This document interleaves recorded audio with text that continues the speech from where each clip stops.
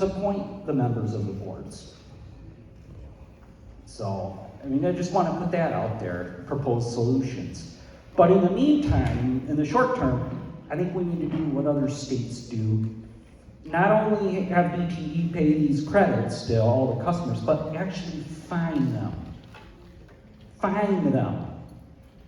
Big time. Thank you. Thank you. Over here. Is this thing working? Yep, we can hear you. My name is Milt Baker, and I live on the northeast side of Ann Arbor. I lived there for 30 years, and the power reliability has always been pretty poor. And the bad thing is, it's getting worse. In 2022, we had 8 major outages, and I define a major outage as more than 2 hours out. In 2023, I have some logging software now that tells me whenever we have an interruption. We've actually had 17 of them, albeit some of them are small, but it's not getting any better, it's getting worse. And we have talked to DTE, we have talked to MPSC, and we really haven't seen any improvements. I also want to make the point that recently Ann Arbor did a study about what's important to people with relation to electricity, and of course reliability came out to be number 1. In my opinion, the business model for producing and distributing electricity in Michigan is flawed. And that's what's really got to be attacked here. Like, where does the ratepayer even fit in? If you want to buy electricity, you have to buy it from DTE. If you don't like the service, well, there's nothing you can do about it. And when we have these power outages, DTE really doesn't pay any penalty. The fine that was just talked about, I think is a really good idea. And actually, although DTE does lose some revenue from the times they're out, there are a lot of people who have natural gas generators, so instead of paying it to DTE Electric, you end up paying to DTE natural gas, and I don't know how anybody could have endorsed having 2 monopolies rather than 1. The other thing is, as was brought up, DTE, by one study, is the 4th dirtiest electrical utility, and there's really nothing that's being done to improve that. And also the fact that there's a cap on the number of people in Michigan who can put rooftop solar is literally mind-boggling. So to me, what my message to the Public Service Commission would be is, instead of, you have to talk about the blocking and tackling the rates and all that, but really, how can we change this business model so it can be much more attuned to what the residents of Michigan want, which is really, it's reliability, affordability, and sustainability, RAS. Thank you.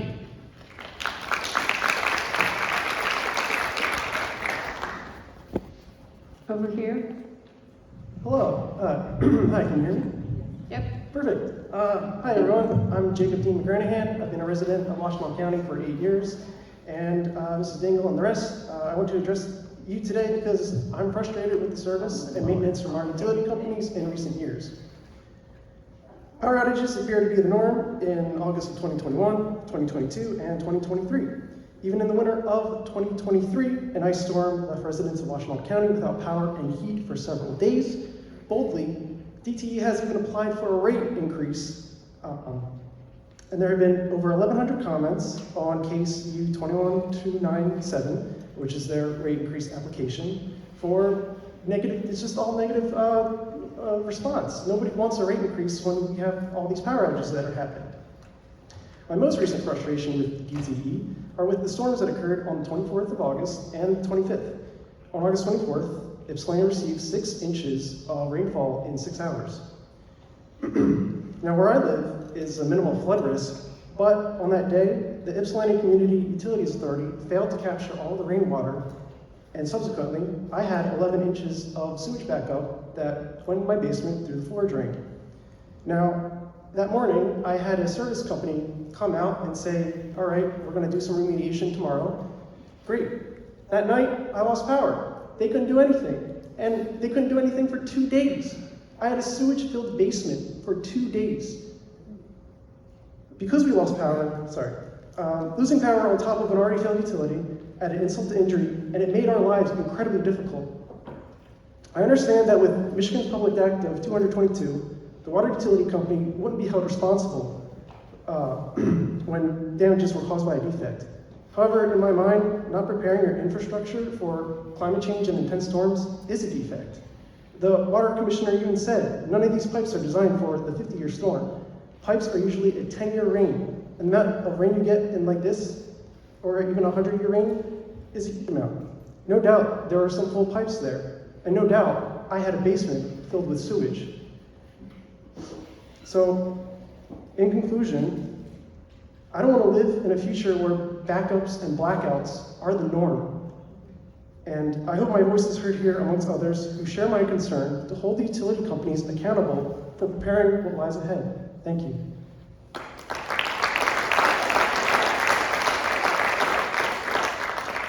Hello, my name is Joanne Kuda. I live in Northfield Township, and that's between Ann Arbor and Whitmore Lake. I'm on 10 acres. I am finishing up getting a whole house generator. And I've been looking at this for 2 years. You know, I couldn't believe the cost. I had many contractors come out.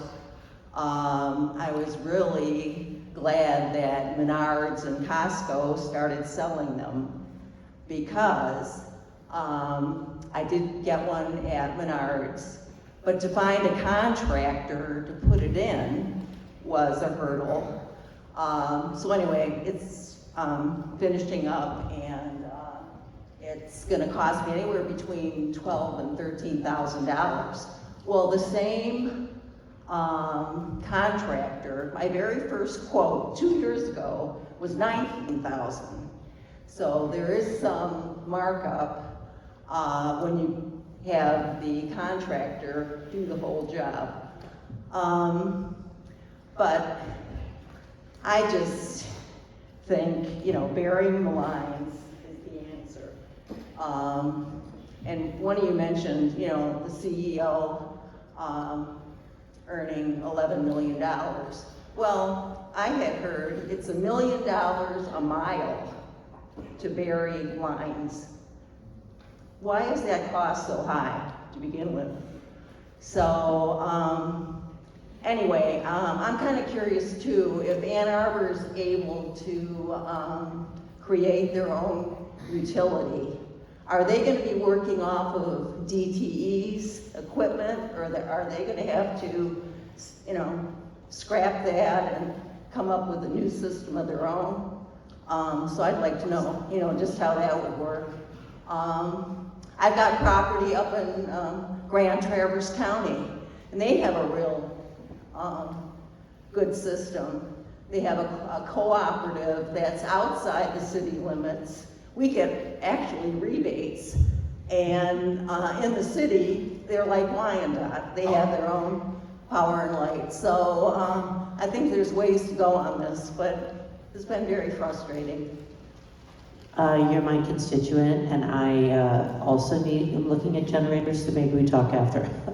But because it's just gotten to that point with my mother and everything. But I think Senator Irwin's a good person to talk about Ann Arbor. Oh, I just want to add one thing. Why can't DTE buy these whole house generators in bulk? I know it doesn't fit their business model, but you know, they get a lower price and then contract with the electrical contractors that they want to, that they think are reliable. You know, it would just be a better savings for the ratepayer. Thank you.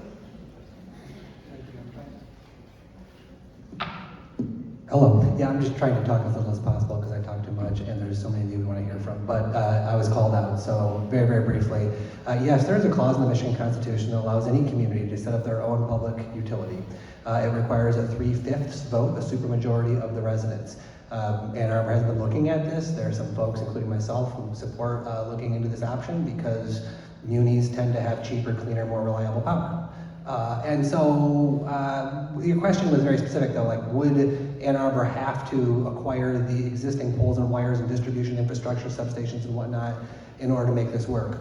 Well, there are some folks who want to do it a different way. They want to sort of set up their own poles and wires and kind of do it piecemeal through a sustainable energy utility is what they're talking about, and then kind of knit it all together over time. And that's one approach. Another approach is to do exactly what you said, have the city acquire all the poles and wires and substations. There's, I think, a lot of debate about now whether that would make sense or not. In my view, what we're doing right now is we're renting all of that equipment. And as you know, if you rent, you tend to pay even more than you would if you own, and then at the end of the term, you have nothing. If we were to own the equipment, we would pay less to own it, I think, and it's certainly over a long period of time, and then we would actually own it. So the way I look at it is we can continue to pay to rent, or we can pay to own, which gives us the accountability and the authority to make the changes that we desperately need. Yay! Yay! We've been joined by Representative Jimmie Wilson too, who everybody's been in this bad weather, so we told them you were coming. Okay, move to this side. Thanks. Hello, thank you all for being here tonight under the extreme weather we're having and accidents and so forth. It's much appreciated by myself and I'm sure everyone here. My name is Clara Ostrander. I am a resident of Milan Township. I'm a third generation farmer. My home and farmstead has been in my family for 154 years. I'm very proud of my farm and our heritage. And my goal and my husband's goal is to see to it that that farm is able to be passed on to our son and to our grandchildren and future generations and continue on as it has been in our past. The reason why I'm here tonight is the topic and the concerns that everyone is presenting. Our solution, or part of the solution, would be going to the renewable energies, that being solar and wind. And I'm sure all of you have heard this over and over again and have had many discussions on that. What I don't think a lot of people understand is there are many landowners and farmers like myself throughout the whole state of Michigan that are willing to help with that cause. They're willing to help by leasing their land or a portion of it to solar energy. We were approached back in 2019, 2020 by a solar developer to do just that, to have solar put on our farm along with approximately 8 other landowners in our township. The total combined land is a small percentage of our township. We have 19,000 acres of farmland in our township, and the whole project was just a little over 1% of that. So it's not a big impact on the farming community as such. And as you're aware, with the surpluses and other federal programs that are out there, having less farmland is not going to make an impact on our farm products that are produced today. That being said, at that point in time, our local township had developed an ordinance and approved us to have solar put on our land. Unfortunately, after the state testing and so forth began, other local residents who do not own land, they are living in our township because a farmer at one point in time had to sell an acre off to help pay their medical bills and expenses, now live in the township and feel as though they have the right to control the other people that do own the land. It's unfortunate, and I know a lot of people don't understand that. They are not paying our tax bills. We pay the tax bills. We make sure that the land is tiled and is fittable for farming. But we looked at an opportunity to help our state, help our country, help our future generations, and guess what? It's been completely taken away from us, and it's not unique to Milan Township. It's all over the state of Michigan, and it's wrong. It's wrong for anyone to say you can take away a landowner's rights. It's wrong to say, no, you can't help the cause of Michigan, which we so greatly need. Now, I understand that there is a bill that's going to be proposed to take that responsibility and to control the siting of these solar and wind farms at the Michigan Public Service Commission and not at the local township level. I agree 100% with that change, and I hope each one of you will vote yes to that bill. Please don't look at it as a means of taking away local control. I, for one, am very supportive of local township officials. I've had many family members in the past 2 generations be part of those boards. But this issue is way too big for the local governments. This requires background knowledge, education on this topic. This is not something that's been ever presented before. You have to understand, this isn't something like, well, let's put some gravel down Wells Road because it needs it. There's more potholes there. Or let's schedule our trash pickup day for this day. Those types of issues should be handled at the local level. That's not this. So again, please, when you see this bill come forward, say yes to it and help the local farmers out and let us support Michigan. Thank you.